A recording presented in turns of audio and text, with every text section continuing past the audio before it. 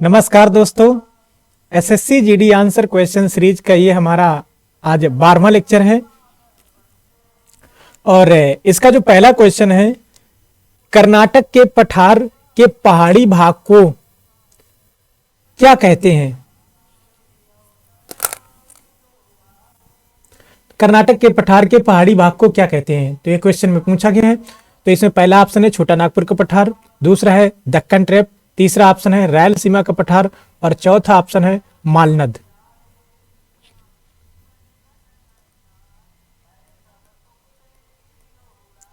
तो यही आपका आंसर है। कर्नाटक के पठार के पहाड़ी भाग को क्या कहते हैं? मालनद। अर्थात कर्नाटक के पठार को ही मालनद कहते हैं। यहाँ का एक कर्नाटक के पठार का दूसरी नाम मालनद है। तो इस बात को समझ लेते हैं कि जो प्रायद्वीपीय पठार है भारत का,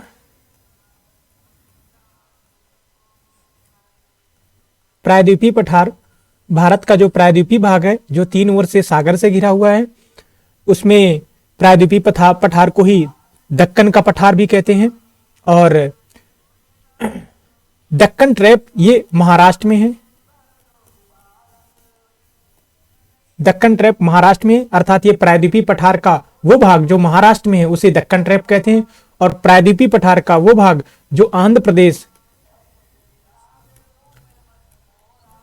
और तेलंगाना में है उसे रायलसीमा का पठार कहते हैं। रायसीना हिल दिल्ली में है जहां पर राष्ट्रपति भवन बना है, लेकिन रायलसीमा का पठार ये प्रायद्वीपीय पठार अर्थात दक्कन के पठार का भाग है। तो प्रायद्वीपीय पठार का जो भाग आंध्र प्रदेश और तेलंगाना में है उसे रायलसीमा का पठार कहते हैं। और प्रायद्वीपीय पठार का जो भाग कर्नाटक में है उसे कर्नाटक का पठार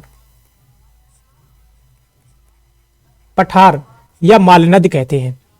और पहला ऑप्शन है आपका छोटा नागपुर का पठार। तो छोटा नागपुर का पठार मुख्य रूप से झारखंड में है, हालांकि आसपास के कई राज्यों में फैला हुआ है, लेकिन मुख्य रूप से झारखंड में है। और ये जो छोटा नागपुर का पठार है इसके पश्चिमी भाग से एक नदी का उद्गम होता है जिसे दामोदर नदी कहते हैं। दामोदर नदी भ्रंश घाटी से होकर प्रवाहित होती है। अर्थात किस भ्रंश से? छोटा नागपुर पठार के भ्रंश से प्रवाहित होती है। दामोदर नदी के उत्तरी वाले भाग को, छोटा नागपुर पठार का जो दामोदर नदी के उत्तर में भाग है उसे हजारीबाग का पठार कहते हैं। और दामोदर नदी के दक्षिण वाले भाग को रांची का पठार कहते हैं। और छोटा नागपुर पठार का जो सर्वोच्च शिखर है उसे सम्मेद पर्वत के नाम से जाना जाता है, जो जैन धर्म के आस्था का केंद्र है। क्योंकि जो जैन धर्म के 23वें तीर्थंकर थे पार्श्वनाथ, उन्हें यहीं पर ज्ञान प्राप्त हुआ था, सम्मेद पर्वत में ही। तो इसे याद रखना है। तो आपका जो आंसर हो जाएगा वो डी ऑप्शन हो जाएगा, मालनद। अगले क्वेश्चन की ओर बढ़ते हैं। अगला क्वेश्चन है, यक्षगान नृत्य किस राज्य का है? पहला ऑप्शन है गुजरात, दूसरा है राजस्थान, तीसरा ऑप्शन है पंजाब, चौथा है कर्नाटक। तो यक्षगान नृत्य कर्नाटक का है। कई बार ये पेपर में पूछा गया, अलग अलग परीक्षाओं में, इसे अच्छे से याद रखना है। यक्षगान नृत्य कर्नाटक का है। और तीसरा ऑप्शन जो हमारा है पंजाब, पंजाब का भांगड़ा,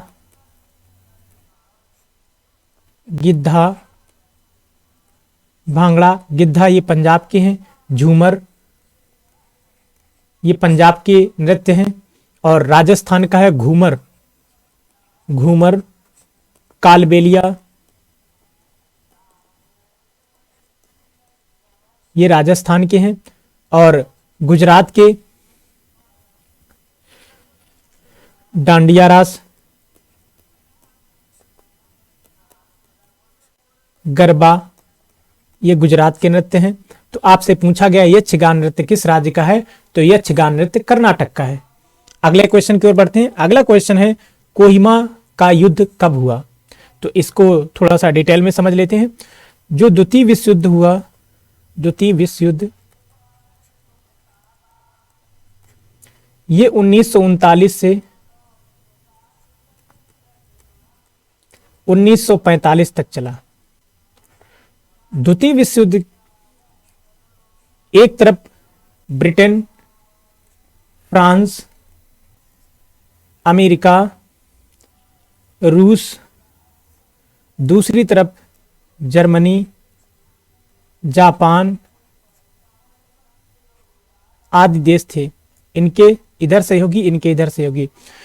अब द्वितीय विश्व युद्ध के दौरान ही जापान की सेना ने दक्षिण पूर्व एशिया में जो ब्रिटेन के उपनिवेश थे उनमें अपना प्रभुत्व स्थापित करना शुरू कर दिया और जापान की सेना दक्षिण पूर्व एशिया में स्थित ब्रिटेन के उपनिवेशों पर अपना प्रभुत्व स्थापित करते हुए भारत की ओर बढ़ती चली आ रही थी।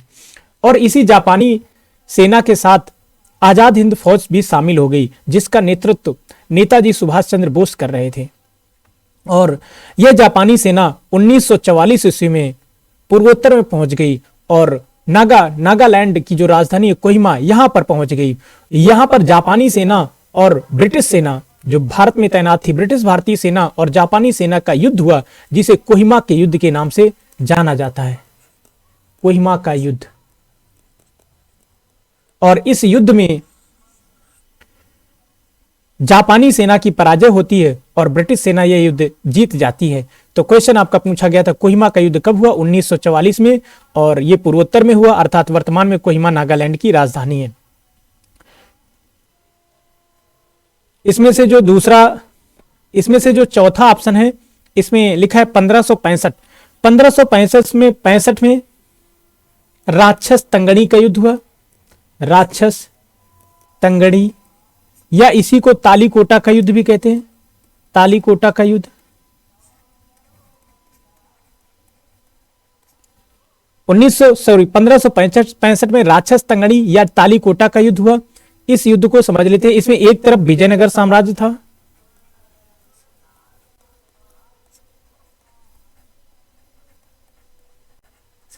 और एक तरफ अहमदनगर, बीजापुर, गोलकुंडा, बीदर और बरार। ये जो बहमनी राज्य का विखंडन हुआ उससे इन 5 राज्यों का जन्म हुआ। अहमदनगर, बीजापुर, गोलकुंडा, बीदर और बरार, इन सभी राज्यों ने मिलकर 1565 ईस्वी में बीजापुर, अहमदनगर, गोलकुंडा, इन सभी 5 राज्यों ने मिलकर 1565 ईस्वी में विजयनगर साम्राज्य में आक्रमण कर दिया और इसमें विजयनगर साम्राज्य की पराजय होती है और ये राज्य युद्ध जीत जाते हैं। इसी युद्ध को राक्षस तंगड़ी या तालीकोटा का युद्ध के नाम से जानते हैं। तो इसमें से क्वेश्चन जो आपका है कोहिमा का युद्ध कब हुआ है, तो ये युद्ध 1944 में हुआ, तो पहला आपका आंसर हो जाएगा। अगले क्वेश्चन की ओर बढ़ते हैं। अगला क्वेश्चन है कौन सा वंश दिल्ली सल्तनत का भाग नहीं है? दिल्ली सल्तनत, ये तो मध्यकाल भारत है। भारतीय इतिहास को 3 कालखंडों में बांटा गया है, प्राचीन काल, मध्यकाल, आधुनिक काल। तो मध्यकाल को 2 भागों में बांटा गया है, सल्तनत काल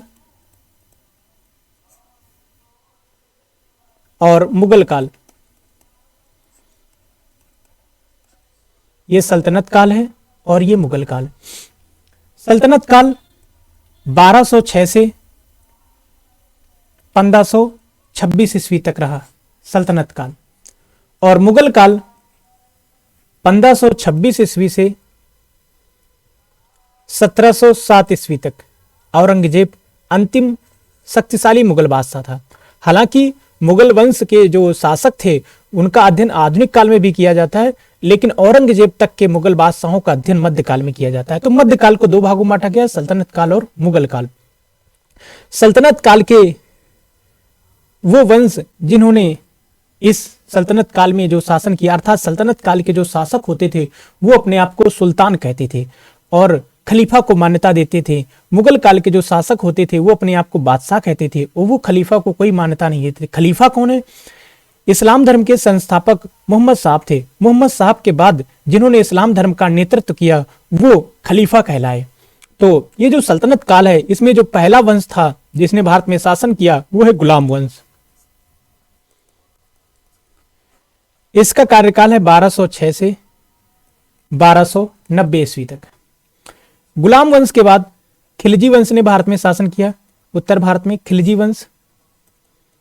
इसका कार्यकाल है 1290 से 1320। खिलजी वंश के बाद तुगलक वंश, इसका कार्यकाल है 1320 से 1414। तुगलक वंश के बाद भारत में सैयद वंश ने शासन किया। इनका कार्यकाल है 1414 से 1451। और सैयद वंश के बाद भारत में लोदी वंश ने शासन किया। लोदी वंश का कार्यकाल है 1451 से 1526। और 1526 से भारत में मुगल वंश की शुरुआत हो जाती है। अर्थात 1526 में मुगल वंश के संस्थापक बाबर ने पानीपत के प्रथम युद्ध में इब्राहिम लोदी को पराजित किया था और भारत में लोदी वंश की जो सत्ता थी वो समाप्त हो जाती है और मुगल वंश की सत्ता स्थापित हो जाती है और यहीं से मुगल वंश शुरू हो जाता है। तो इसमें से जो आपका क्वेश्चन पूछा गया है कि कौन सा दिल्ली सल्तनत का भाग नहीं है, तो ये जो लोदी वंश है ये थे, खिलजी वंश भी थे, गुलाम वंश भी और सूर वंश। ये जो सूर वंश है ये शेरशाह सूरी का जो शासन काल है, ये जो सूर वंश का शासन है हमारे देश में मध्यकाल में जो सूर वंश के शासकों ने शासन किया, इनकी अवधि है 1540 से 1555। अर्थात ये जो मुगल वंश है, मुगल वंश के जो पहले शासक थे या संस्थापक और पहले शासक बाबर का कार्यकाल 1526 से 1530 तक रहा। और मुगल वंश के जो दूसरे शासक हुए उनका नाम था हुमायूं, बाबर के पुत्र उत्तराधिकारी। इनके कार्यकाल को दो भागों में बांटा गया है। इनका पहला कालखंड है 1530 से 40 और फिर दूसरा कालखंड है 55 से 56। तो 1540 में कन्नौज या बिलीग्राम के युद्ध में शेरशाह सूरी ने मुगल वंश के दूसरे बादशाह हुमायूं को पराजित करके भारत छोड़ने के लिए मजबूर कर दिया और हुमायूं भारत छोड़ के चले जाते हैं। और इसके पश्चात 1540 ईस्वी में भारत में जहां पर मुगल वंश का शासन था वहां पर अपनी सत्ता स्थापित कर लेता है शेरशाह सूरी, जो सूर वंश का शासक था।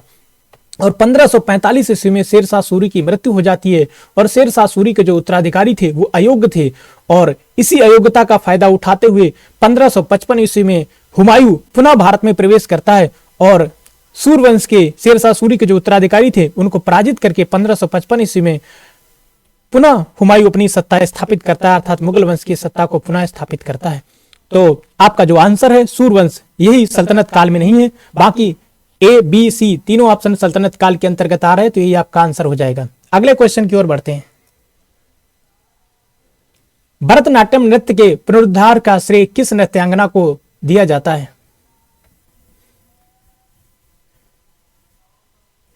तो पहला ऑप्शन जो है आपका यामिनी कृष्णमूर्ति। इनका संबंध भरतनाट्यम से है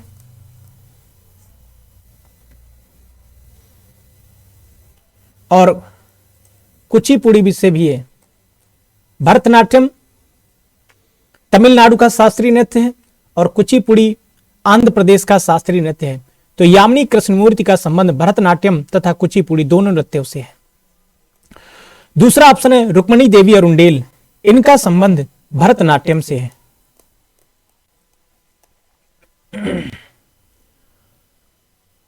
और इन्हीं को भरतनाट्यम नृत्य के पुनरुद्धार का श्रेय दिया जाता है। तो यही आपका आंसर हो जाएगा। तीसरा ऑप्शन है मल्लिका साराभाई। मल्लिका साराभाई का संबंध भी भरतनाट्यम और कुचिपुड़ी से है।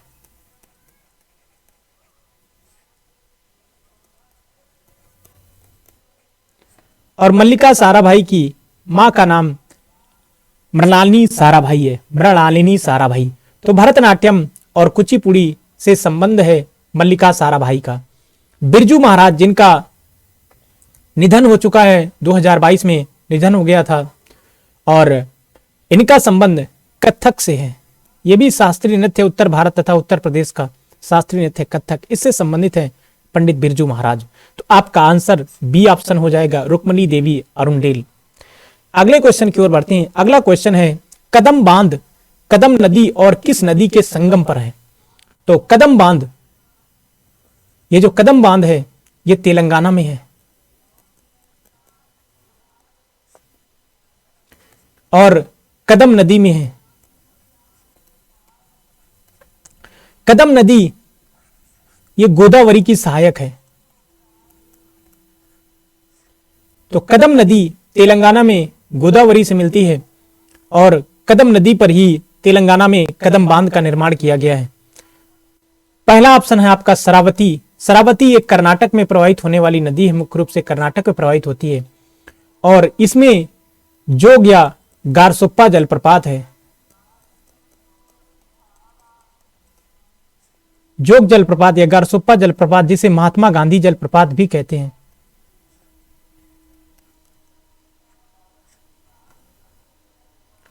गोदावरी नदी यह दक्षिण भारत की सबसे लंबी नदी है।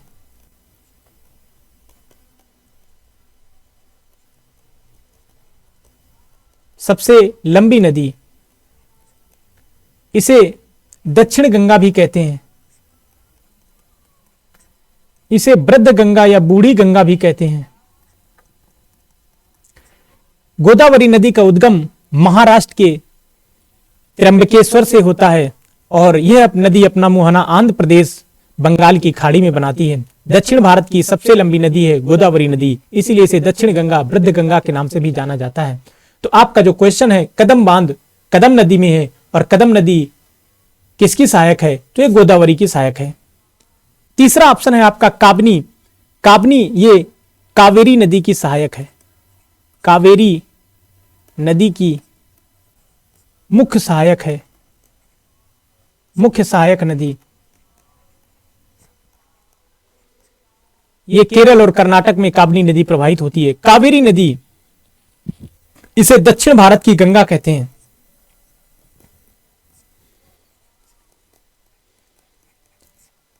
यह दक्षिण भारत की एकमात्र नदी है जो सदा नीरा है, अर्थात लगभग पूरे वर्ष इसमें पानी बना रहता है, क्योंकि इसे दक्षिण पश्चिम मानसून तथा उत्तर पूर्व मानसून दोनों मानसूनों से जल की आपूर्ति हो जाती है। कावेरी नदी, कावेरी नदी का उद्गम कर्नाटक के ब्रह्मगिरी की पहाड़ियों से होता है। कावेरी नदी का उद्गम कर्नाटक की ब्रह्मगिरी की पहाड़ियों से इसका उद्गम होता है, अर्थात कावेरी ताल से इसका उद्गम होता है और यह अपना मुहाना बंगाल की खाड़ी में, तमिलनाडु और पुदुचेरी होते हुए बंगाल की खाड़ी में अपना मुहाना बनाती है। इसे दक्षिण भारत की गंगा भी कहते हैं, कावेरी नदी को। तो आपका आंसर हो जाएगा गोदावरी। अगले क्वेश्चन की ओर बढ़ते हैं। अगला क्वेश्चन है, बांग्लादेश किस वर्ष तक पाकिस्तान का हिस्सा रहा? तो इसको समझ लेते हैं। 1947 में माउंटबेटन योजना के तहत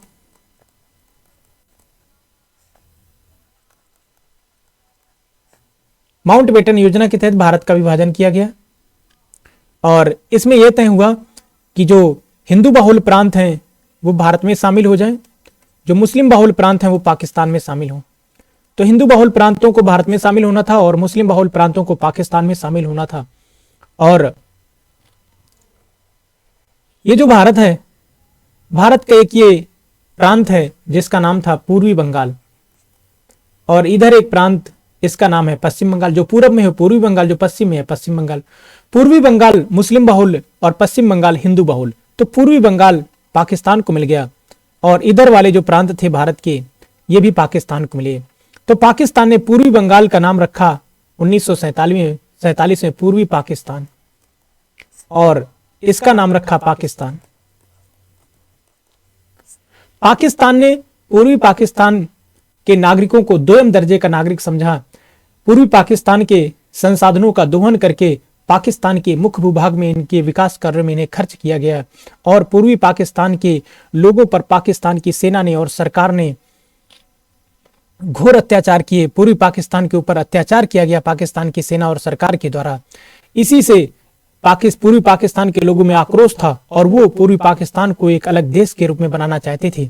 और इसी दौरान 1971 में पाकिस्तान भारत पर आक्रमण कर देता है और भारत की सेना पाकिस्तानी सेना को पराजित करती है और पाकिस्तान के 93,000 सैनिक पूर्वी पाकिस्तान में सरेंडर कर देते हैं और पूर्वी पाकिस्तान पर पाकिस्तान का नियंत्रण नहीं रह जाता है 1971 में और ये एक नए देश के रूप में उभर कर सामने आता है जिसका नाम रखा गया बांग्लादेश। तो बांग्लादेश का जन्म 1971 में हुआ और तो यही क्वेश्चन पूछा गया है, बांग्लादेश किस वर्ष तक पाकिस्तान का हिस्सा रहा? तो 1971 तक। 1971 में इस दुनिया में एक नए देश का आविर्भाव हुआ जिसका नाम था बांग्लादेश। 1965 में भारत पाकिस्तान युद्ध हुआ।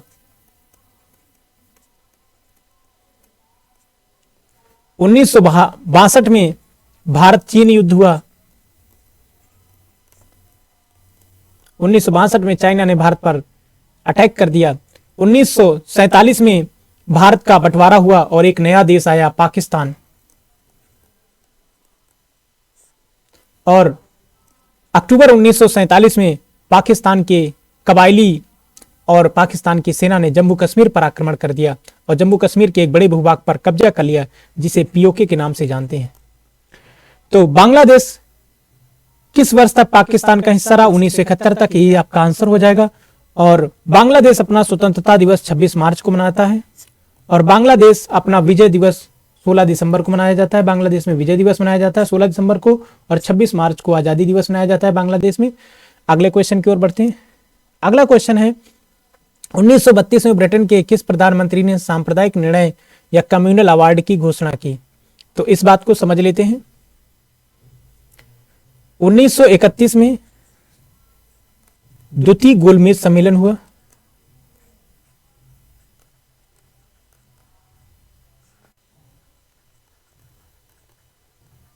द्वितीय गोलमेज सम्मेलन 1931 में हुआ।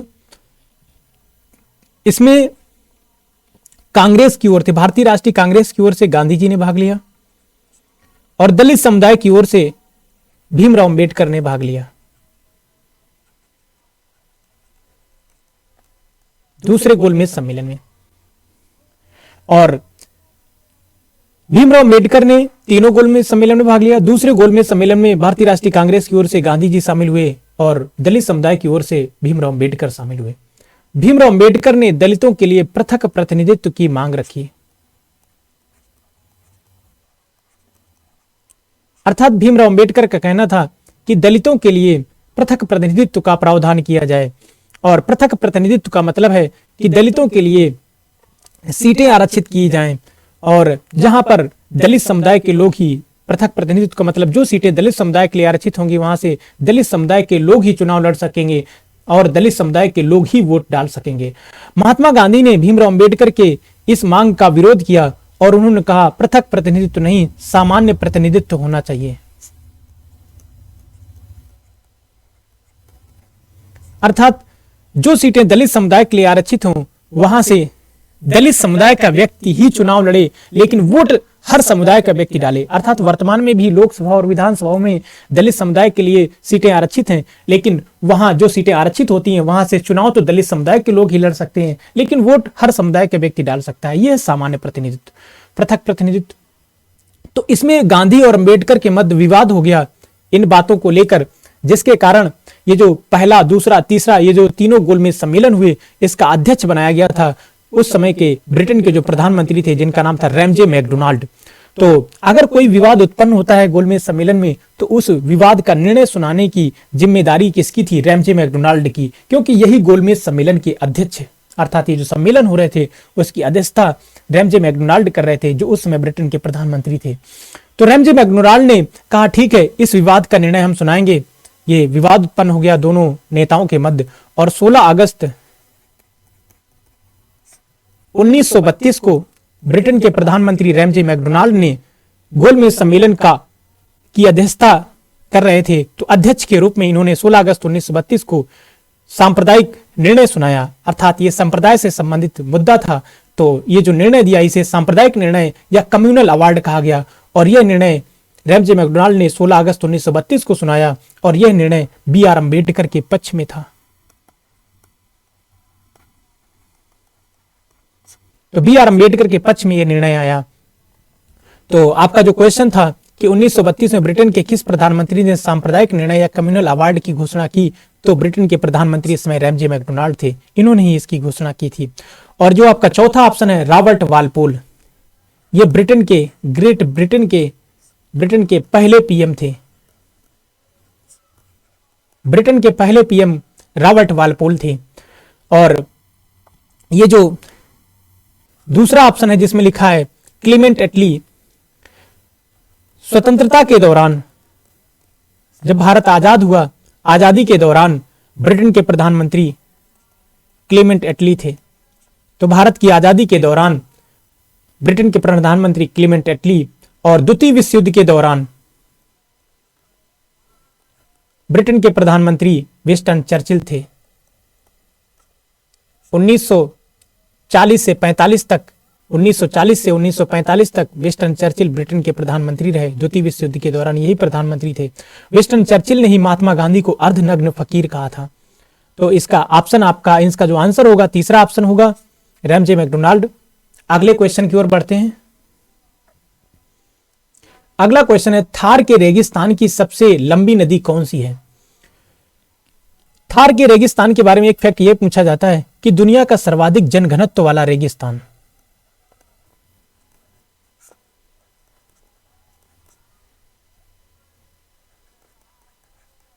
दुनिया में जितने भी रेगिस्तान हैं उन सभी रेगिस्तानों में थार का जो रेगिस्तान है, यहां पर सर्वाधिक सघनता से लोग रहते हैं। सर्वाधिक जनसंख्या थार के रेगिस्तान में, सर्वाधिक जनघनत्व थार के रेगिस्तान में है।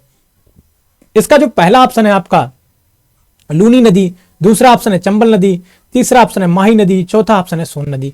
तो पहला ऑप्शन लूनी नदी ही इसका आंसर होगा, क्योंकि लूनी नदी का उद्गम जो होता है ये अरावली पर्वत श्रेणी से। अरावली पर्वत श्रेणी का जो अरावली पर्वत श्रेणी राजस्थान से लूनी नदी का उद्गम होता है और ये प्रवाहित होते हुए राजस्थान से ये नदी गुजरात में जाती है और गुजरात के कच्छ के रन में ये नदी विलीन हो जाती है। तो लूनी एक ऐसी नदी है जिसका जल सागर में नहीं जा पाता, स्थल में ही इसका जल विलीन हो जाता है, अर्थात कच्छ के रन में इसका जल विलीन हो जाता है। इसका उद्गम राजस्थान अरावली पर्वत श्रेणी से इसका उद्गम होता है और यह राजस्थान की सबसे लंबी नदी है। थार के रेगिस्तान से प्रवाहित होती है, तो थार के रेगिस्तान की भी यह सबसे लंबी नदी है। चंबल नदी, इसका उद्गम मध्य प्रदेश के जाना पाव पहाड़ी से होता है। जाना पाव पहाड़ी मध्य प्रदेश से इसका उद्गम होता है और मध्य प्रदेश से प्रवाहित होते हुए यह नदी राजस्थान जाती है और फिर इसके बाद उत्तर प्रदेश आती है और उत्तर प्रदेश में इटावा में यह यमुना नदी में मिल जाती है। तो चंबल नदी यमुना की सहायक नदी है। इसका उद्गम मध्य प्रदेश में जाना पाव पहाड़ी से होता है और यह नदी इटावा में यमुना नदी से मिल जाती है। और चंबल नदी घड़ियालों के लिए प्रसिद्ध है। घड़ियाल यहाँ पर बहुत पाए जाते हैं, इस नदी में घड़ियाल। और चंबल नदी अवनालिका अपर्दन करती है, बड़ी बड़ी नालियां बन जाती हैं और नालिका अपर्दन करती है। तो अवनालिका अपर्दन के पश्चात जो भूमि निर्मित होती है उसे बीहड़ कहते हैं। तो बीहड़ का निर्माण चंबल नदी के द्वारा किया जाता है, जहां कभी डाकू छुप जाया करते थे। तो चंबल नदी के बारे में हमने समझ लिया। अगली नदी है माही नदी। माही नदी का उद्गम भी मध्य प्रदेश में विंध्य पर्वत श्रेणी से होता है। विंध्य पर्वत श्रेणी का विस्तार कई राज्यों में है। इसका जो भाग मध्य प्रदेश में धार जिले में विंध्य पर्वत श्रेणी से इसका उद्गम होता है माही नदी का। और मध्य प्रदेश के बाद ये नदी राजस्थान में चली जाती है और फिर गुजरात में पहुंचती है नदी और खंभात की खाड़ी में अपना मुहाना बनाती है। गुजरात में खंभात की खाड़ी में यह नदी अपना मुहाना बनाती है। तो 3 राज्यों में प्रवाहित होती है माही नदी, मध्य प्रदेश, राजस्थान और गुजरात। माही नदी के बारे में एक फैक्ट मोस्ट इंपोर्टेंट यह है, यह नदी कर्क रेखा को 2 बार काटती है। कर्क रेखा को 2 बार काटती है नदी माही नदी। अगला ऑप्शन है सोन नदी। तो भारत में एक पर्वत श्रेणी है जिसका नाम है सतपुड़ा पर्वत श्रेणी। सतपुड़ा पर्वत श्रेणी का एक पर्वत है जिसका नाम है मैकाल पर्वत। मैकाल पर्वत की जो सर्वोच्च चोटी है इसका नाम है अमरकंटक, मध्य प्रदेश में है। तो सतपुड़ा पर्वत श्रेणी के एक पर्वत है जिसका नाम है मैकाल पर्वत। मैकाल पर्वत की जो चोटी है, सर्वोच्च चोटी, उसका नाम है अमरकंटक। ये मध्य प्रदेश में है अमरकंटक। और अमरकंटक से 2 प्रमुख नदियों का उद्गम होता है। एक नर्मदा नदी जो पश्चिम की ओर प्रवाहित होते हुए अरब सागर में अपना मुहाना बनाती है और एक और नदी अमरकंटक से निकलती है जिसका नाम है सोन नदी। ये उत्तर की ओर प्रवाहित होते हुए और पटना में गंगा में मिल जाती है। तो थार के रेगिस्तान की सबसे लंबी नदी कौन सी है? लूनी नदी। ये आपका आंसर हो जाएगा। अगले क्वेश्चन की ओर बढ़ते हैं। अगला क्वेश्चन है, किसने अवध को एक स्वतंत्र राज्य के रूप में स्थापित किया? अवध यहां से बहुत से क्वेश्चन पूछे जाते हैं। अवध, इसकी राजधानी प्रारंभ में फैजाबाद थी और बाद में इसकी राजधानी लखनऊ बनी। लखनऊ को नवाबों की नगरी कहते हैं, क्योंकि लखनऊ अवध की राजधानी थी और अवध के शासक स्वयं को नवाब कहते थे। तो अवध को एक स्वतंत्र राज्य के रूप में स्थापित किया था सआदत खान ने। अवध मुगलों का एक सूबा था और सआदत खान ने इसे अवध को एक स्वतंत्र राज्य के रूप में स्थापित किया।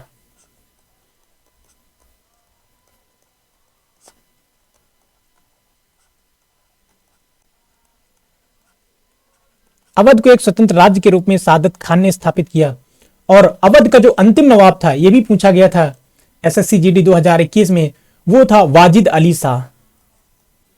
वाजिद अली शाह अवध के अंतिम नवाब थे और वाजिद अली शाह अवध के अंतिम नवाब थे। और 1856 ईस्वी में वाजिद अली शाह के कार्यकाल के दौरान भारत का जो वायसराय था, जो गवर्नर जनरल था, वो था लाल डलहौजी। लाल डलहौजी के कार्यकाल में 1856 ईस्वी में अवध का विलय कुप्रशासन के आधार पर ब्रिटिश साम्राज्य में कर लिया गया। अर्थात अवध पर कुप्रशासन का आरोप लगाया गया और इसका विलय ब्रिटिश साम्राज्य में 1856 ईस्वी में कर लिया गया। और इस दौरान अवध के जो नवाब थे वाजिद अली शाह थे। वाजिद अली शाह की पत्नी का नाम था बेगम हजरत महल।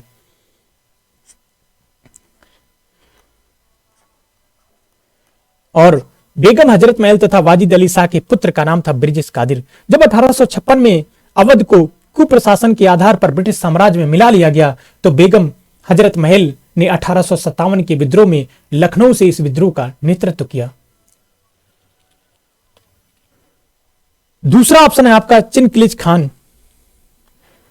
इसने हैदराबाद को एक स्वतंत्र राज्य के रूप में स्थापित किया। हैदराबाद भी मुगलों का सूबा था। हैदराबाद को एक राज्य के रूप में स्थापित किया, स्वतंत्र राज्य के रूप, मुगलों से स्वतंत्र राज्य के रूप में स्थापित किया चिनकिलिज खान ने। हैदराबाद को एक स्वतंत्र राज्य के रूप में इसने स्थापित किया।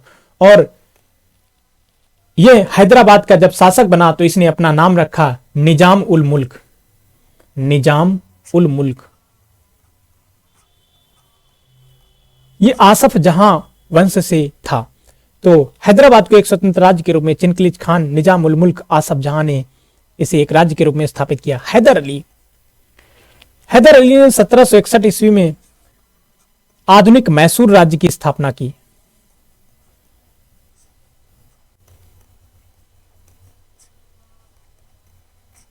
आधुनिक मैसूर राज्य की स्थापना हैदर अली ने की। और 1767 से 1769 प्रथम आंग्ल मैसूर युद्ध का नेतृत्व भी हैदर अली ने किया और इसमें हैदर अली ने अंग्रेजों को पराजित किया प्रथम आंग्ल मैसूर युद्ध में। दूसरा आंग्ल मैसूर युद्ध 1880 से शुरू हुआ और 1884 तक चला। 1780 से 1784 तक चला। और इसी युद्ध के दौरान 1782 में हैदर अली की मृत्यु हो जाती है। चौथा ऑप्शन है आपका शिवाजी। इन्होंने एक स्वतंत्र राज्य मराठा राज्य की स्थापना की।